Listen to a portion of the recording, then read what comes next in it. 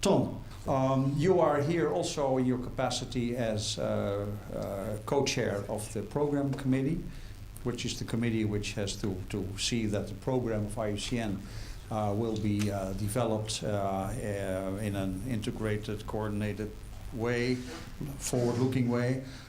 Could you say something about what this all means for IUCN's program in the coming policy period?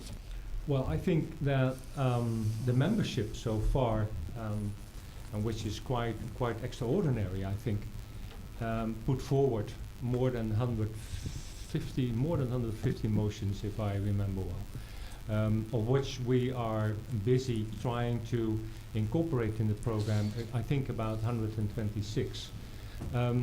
Those motions are across the board the total concern of members, which is much broader than the environment if you read them well. There's more going on.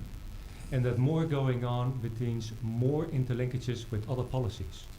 We cannot do it on our own as those who are committed to conservation of nature. We need multi-stakeholder processes. We need more picking brains between different expertises in order to give answers which will lead to the true conservation of the environment. I heard you mentioning ecosystem approaches. Peter. Or Peter. I think that proves already that you cannot look at the species. You have to look at the total ecotope, at the total system in which species are surviving and having their daily life. Sounds also, and that counts also for humans, but humans make themselves an exception with a lot of disastrous impacts on the environment.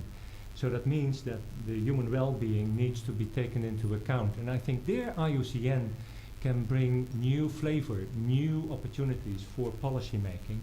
And I think security and environment, which is catchy to say it like that, but there are two different animals. I think those are policy areas which need to be going into options for synergy. So humans will have more security in order to be more conscious of their environment. The human is not anymore on its own. It's always part of its own ecosystem, and that is what we are realizing. And I think IUCN is able to bring more to the agenda in order to get that multi-stakeholder process going, and also the kind of knowledge which is necessary. You just asked me about, tell also something about the fact of the region, the political situation in the Gulf region. I think that would be very presumptuous of doing so for me, because I'm just arriving in the region, and there is enormous, many things going on there, as we all know. But I'm sure that energy security is high on the agenda, and you see those interlinkages. I see now the first things, meetings I have also in Kuwait is keenly interested in knowledge on sustainable energy. It is not only fossil fuel. The countries themselves are keen in understanding new technologies, new opportunities to invest, and I think those are opportunities again for also IUCN to look forward in those agendas. What isn't mentioned, and I thought was very interesting to have the definition about poor. I'm very happy that that is raised here, because the context of poverty is certainly one of the, let's say, short-term issues we have to deal with, and that's why we have the Millennium Development Goals to really tackle them. But it needs long-term answers in order to understand better what we are talking about poverty. What I also would like to raise is the word crisis. We're very good lately in mentioning crisis. We had the food crisis, the water crisis, we have now a financial crisis. I think the human being is in crisis anyhow. And that means that we need to find answers which brings the environment close to human well-being again. And that means that security is very high on the agenda. Thank you very much, because we are now in a time crisis. At least that's what Fritz signals to me.